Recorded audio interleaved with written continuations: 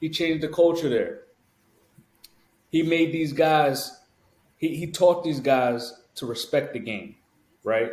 With faith, humbleness, hard work, right? Respect. Those are some big things, big core things that he's taught these guys, right? Mhm. So he's changed these guys' lives in a in a small period of time, but it's time for him to grow as well, just like along with everyone else. This is nothing different from what every other coach does. Once you get a better opportunity for yourself and your family, you see what he's doing, right? Not only does he get the opportunity to coach at a bigger school, he was amazed by the facility when I watched him walk through the whole facility. And he was amazed by it. He said, "I never had anything like this. I coached young kids, teenagers, and in a and in SWAC who doesn't have in Jackson State who doesn't even have this type of facility. These guys should appreciate this because not everyone gets this opportunity." And you see what he does, right? Not only does he get the opportunity to grow, but he's bringing his son, the quarterback. Mhm. Um, Both of them, I believe. no, I think he's only bringing one. I He think ain't he's bringing bringing. this. I don't know if he's going to bring Shiloh, but he's definitely bringing Shador, who's statistically gotten better from his sophomore to his from his freshman year to his sophomore year in every statistical aspect, as far as passing yards, completion percentage, passing touchdowns. He lowered his interceptions by 2. He got more rushing yards, more rushing touchdowns, and he gets the ability. He gets to shine in a bigger school, in a bigger light versus better competition. So You this not quick only question. Quick question. You don't think he bringing his son to play safety? he might. I don't know. I can't say he will. I can't say he will. I don't think his son played that much as as what we would think. But he might. He's bringing his daughter. I think she's going there to play basketball too. Mhm. So he's changing his whole family's life, right? So I think this is a good thing for Deion. I definitely see great things coming. He's going to be able to bring in some talent, and hopefully he brings Travis Hunter with him too. Right. Sorry, fellas. You're spot on. You spot on with this. But there's a lot of different angles with this. It's obviously a better opportunity. You're talking about at Colorado State in 5 years, Deion will be making what he made in his career. I'm saying that again. What he made as a player is what he'll be making in these next 5 years as a coach at Colorado State. So financially, it's beautiful. You're talking about leveling up and checking off milestones when it comes to the game of life.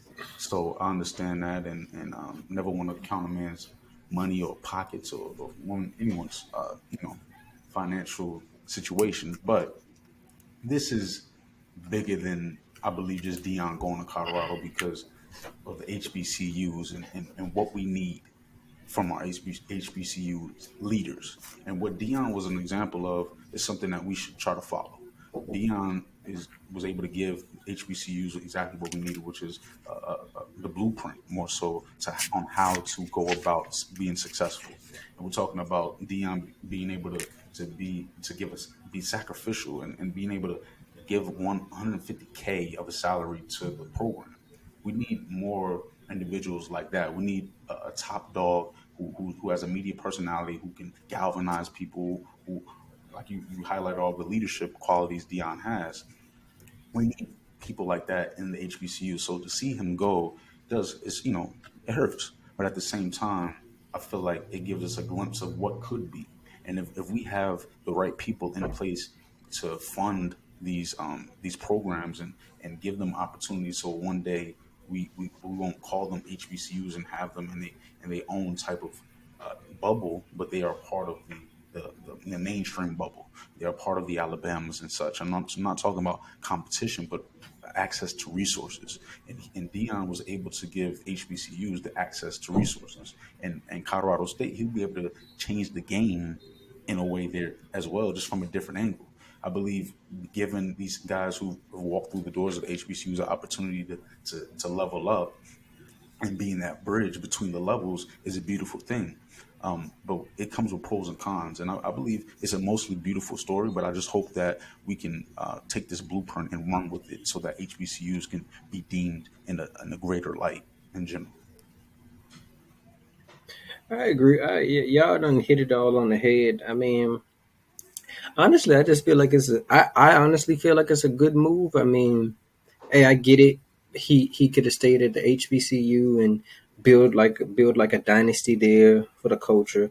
But isn't it about like progressing and elevating when you get an opportunity? And I mean, yeah, I hear he could have went to Florida State, NC State. Those they might not wanted him. So you got a team in Colorado that is pretty trash, and you got somebody like Deion coming in that can turn around a whole program. I mean, he already has a 4-star receiver in Winston Watkins already committed to Colorado just to play up underneath him.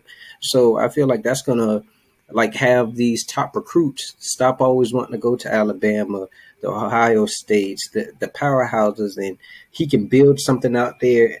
And granted, it's in Colorado, but he can build something up out there.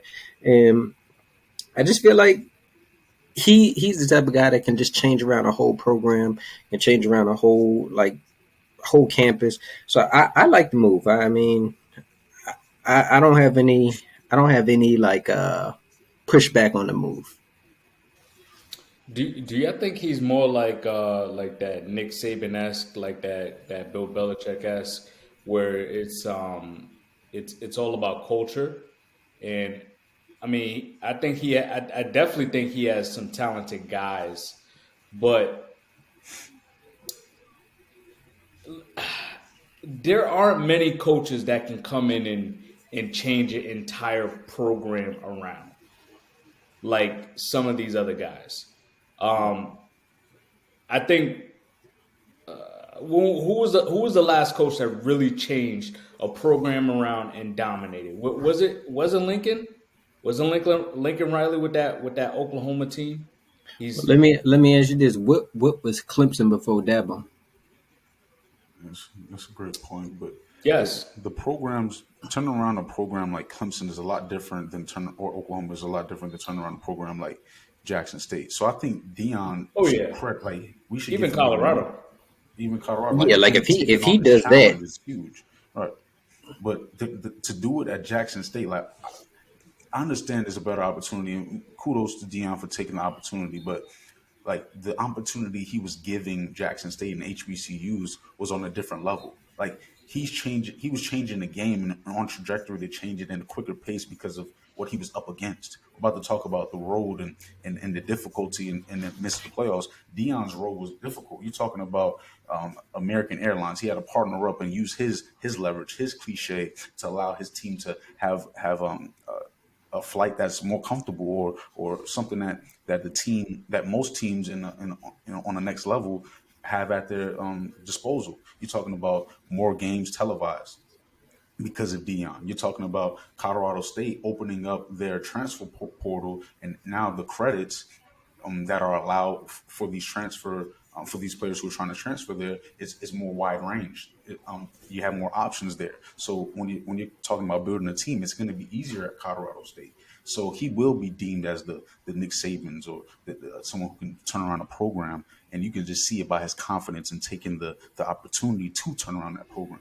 But for him, I just it hurts me to see that we've needed all these different things from a Deion Sanders. He's a creme de la creme when it comes to influence and the football lore. Like he's a top dog, and it takes his hands on HBCU for us to see change.